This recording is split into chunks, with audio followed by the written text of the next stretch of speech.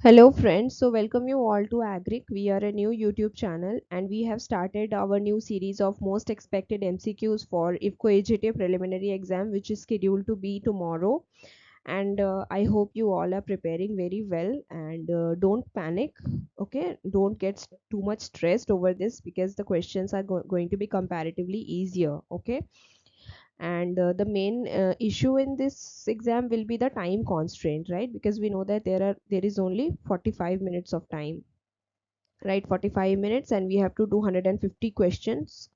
So there is a questions and yeah, we've been guiding you through this for the last 7 days, and we are a new channel. Okay, so we have not been selling any courses or not promoting anything. We are just making sure that you get the best possible content in the last moment, right? And if you found these questions useful, do subscribe to our channel, and if you want, you can provide support by donating whatever amount you want into our channel via this YouTube post that I have posted. You can go and look at it in our channel. Okay, so let's start today's session. The first question is, which implement is used to sow seeds in rows at a uniform depth? Harrow, rotavator, seed drill, or cultivator? So sowing of seeds at a uniform depth is ensured by which implement? So you have all guessed it very right. It's seed drill. Seed drill is a device that is used to sow seeds for crops by positioning them in the soil and burying them to a specific depth. This is dragged by a tractor. Okay. This ensures that the seeds are distributed evenly and also put into the soil at a uniform depth. Okay. If we talk about harrow, rotavator, and cultivator.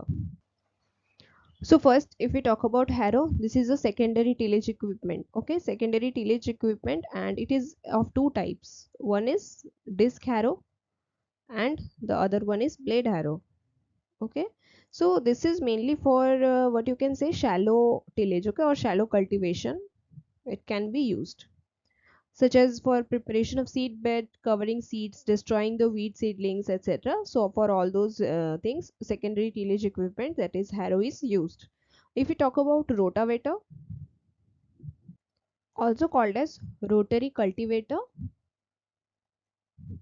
okay, or it's also called as rotary tiller because it's rotates simply. Okay, it's not any fancy term, and it's, of course, it's a secondary tillage equipment. And what is it used for? It is basically used to provide a fine degree of soil pulverization. Okay, it's mainly used for soil pulverization. It is also directly mounted on tractor and operated, and it provides like cutting and mixing of the stubbles and roots, mixing with soil, etc. For all those functions, rotavator is used. So there are different types of blades that are used in rotavators, like L type, then twisted blades, then straight blades. So ये last moment पे you don't need to know all this. You just know that harrow, rotavator, these are secondary tillage equipment and what are they mainly used for. Okay, and yeah, one thing that you can remember is all types of plows are primary equipments. Okay, primary tillage equipment, you can remember this. Rest of all these are secondary. And seed drill, although this is particularly for sowing, this doesn't come under tillage equipment. Okay, then cultivator, this is again a secondary tillage equipment, right? And it's mainly used for finer operations like breaking clods or working to the soil to a fine tilt to prepare a fine tilt for seed bed. So this is also called as tooth harrow.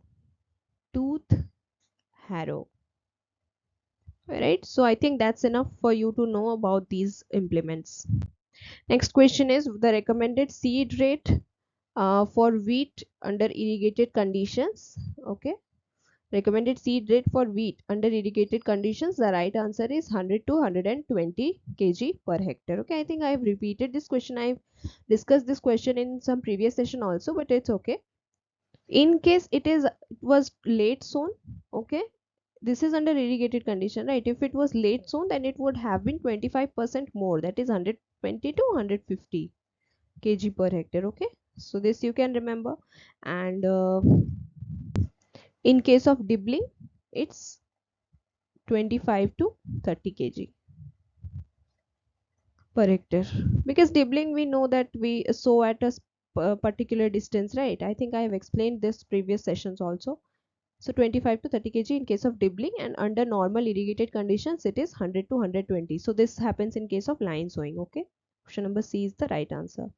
Okay, तो wait कम मैं बता ही रही हूँ तो लगे हाथ में आपको पैडी का भी बता देती हूँ. Okay, for a quick revision. So basically for paddy there are different seed rates. For long duration it is 30 kg per hectare, and for medium duration it is 40 kg per hectare, and for short duration varieties it is 60 kg per hectare, right? And if we talk about hybrid, all the hybrids of paddy, for them it is 20 kg per hectare. Now if we talk about like ecosystem wise, region wise, then the upland needs 50 kg per hectare, and the lowland rice needs 25 kg per hectare. So these are some of the things that you should keep in your mind. Okay, and okay, another, if we talk about SRI, it needs only 7 to 8 kg per hectare. So this is important, this one is important.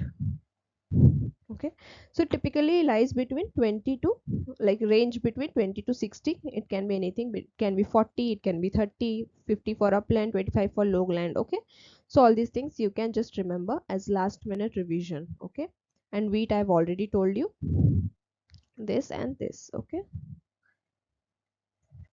now question number 3 says which weedicide is pre-emergent and used in rice fields. Okay, so we have to find out the pre-emergent weedicide. So let's first try to eliminate. Okay, paraquat, this is non-selective post-emergence.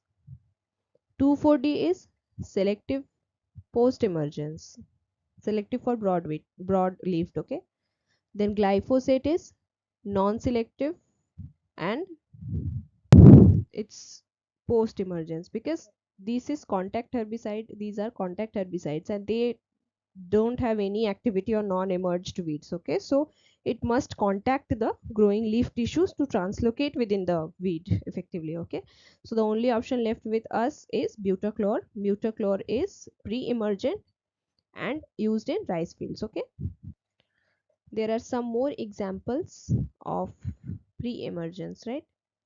Like metachlor, then alachlor.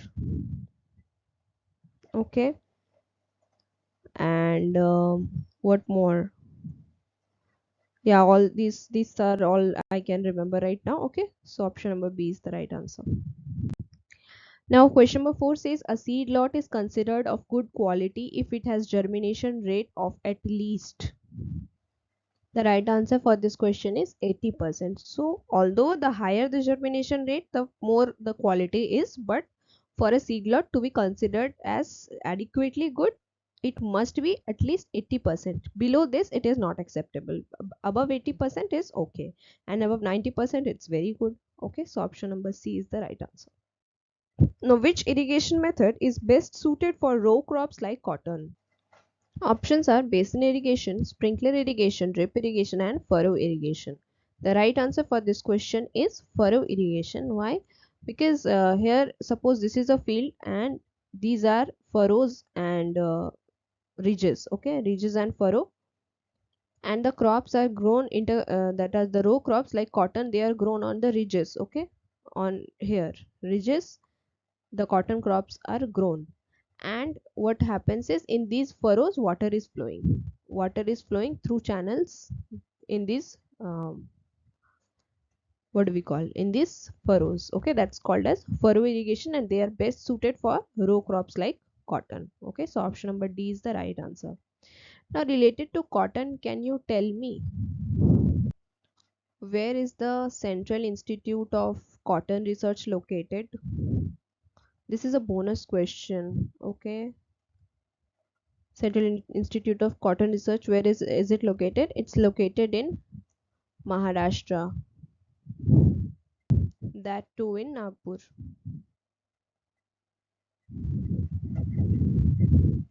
There are two another research institutes of ICAR in Nagpur. Can you tell me? First is the Central Citrus Research Institute. Citrus Research Institute.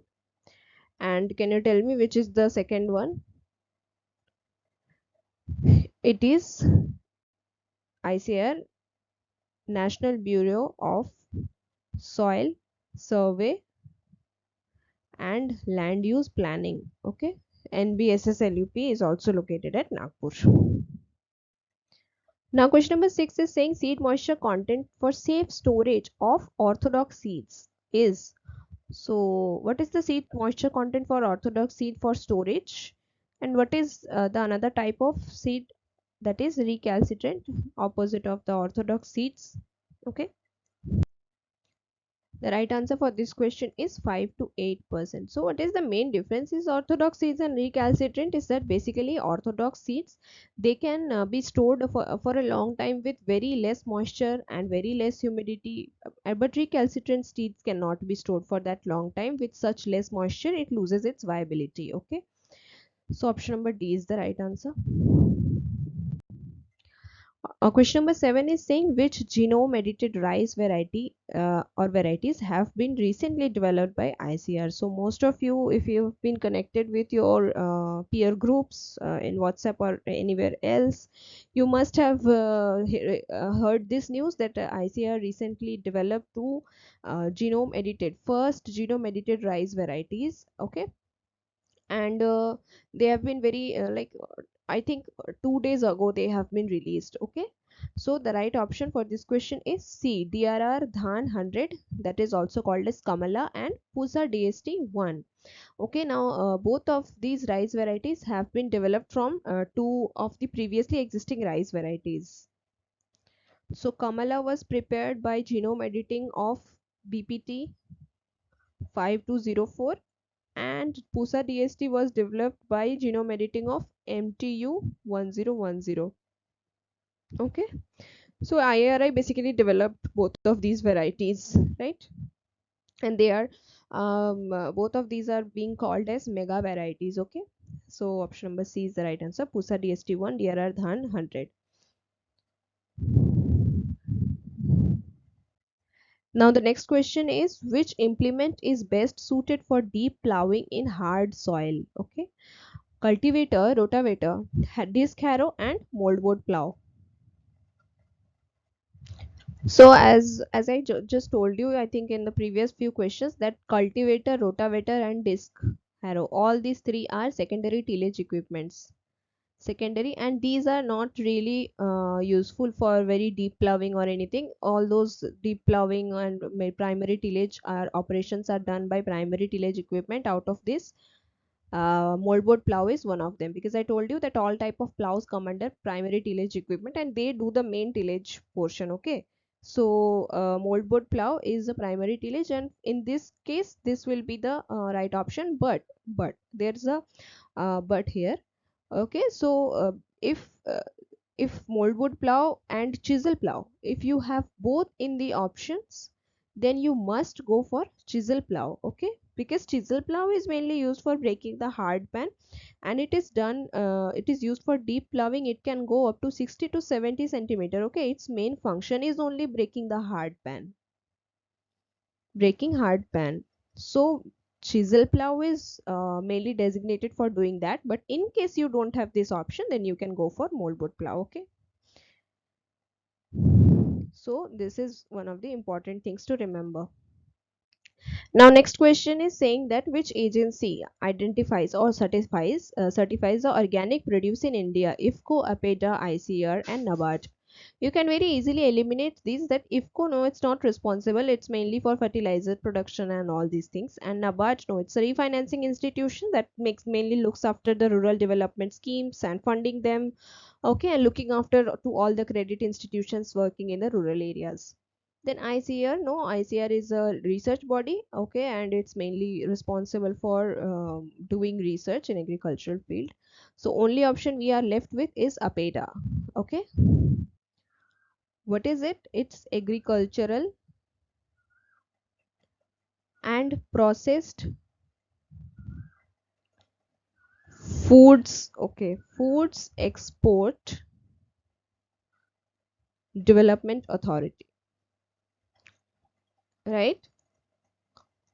Now, when was it established? 1986. It was established in 1986 under this. It is a statutory body, and it was established under Ministry of Commerce and Industries. Okay. Yeah. So, any extra information that we need for APEDA? What can it be? Oh yes, regarding the question only, certification of the organic produce. So it is basically APEDA is the certification body under National Program for Organic Production, that is NPOP. Okay, National Program for Organic Production. It's where is its headquarter? The APEDA's headquarter is in New Delhi. Okay, and what are its primary functions? So primary function is basically export promotion of fresh vegetables, foods, and it also acts as a interface between farmers, storehouses, and all that. Okay, yeah, so that's all that are necessary for here in this question. Now next question is the minimum isolation distance for hybrid maize seed production is. Okay, the right answer here in this question is 400 meters. Okay, 400 meters is the minimum isolation distance between the seed crops in maize, hybrid maize. Okay, now again I've brought this magic slide for you where we'll discuss the, is this color visible? Yes, visible. Okay, so we'll here discuss the different types of that is the minimum isolation distance requirement. Okay, so here if we talk about the crops, here foundation and certified. Okay, let's just make a quick table. Okay, yes, so for self-pollinated varieties like what, like rice, wheat, and then what are the other ones, barley, oat, all these. For all these crops, the foundation seed isolation distance is 3 and certified is also 3. All these are in meters. Okay, meters. Okay, then if we talk about maize and sorghum, maize, sorghum, for them its foundation is 400, certified is 200. Okay, then if we talk about cotton, hybrid. Okay, another thing that remember, for maize hybrid it is 400, right? Then cotton hybrid it's 50 for foundation, 30 for certified, right? And if we talk about another important one, that is tomato, it's 50 and again 25. Hmm. Right, and if we talk about the cucurbits, cucurbits, so it's 800 for foundation, 400 for certified, right? And another important one is rapeseed mustard, that means brassicaceae basically. So 400 for foundation and 200 for certified. Okay, anything else? Yeah, groundnut and soybean, groundnut and soybean. So I'll just write it here.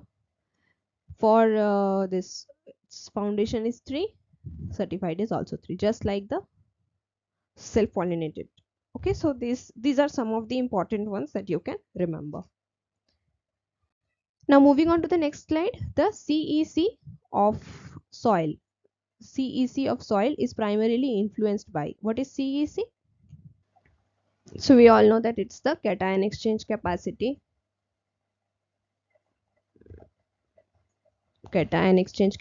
of soil, and it is mainly influenced by the organic matter and the clay content of the soil, right? So it's basically influenced by the amount of clay and as well as organic matter, and it's also influenced by what type of clay is present. Okay, then another important factor is soil pH. It also plays an important role in determining this CEC. Okay, sand content, soil moisture, and soil temperature are not very much deciding factors about the CEC. Okay, So option number A is the right answer. I hope these questions helped you.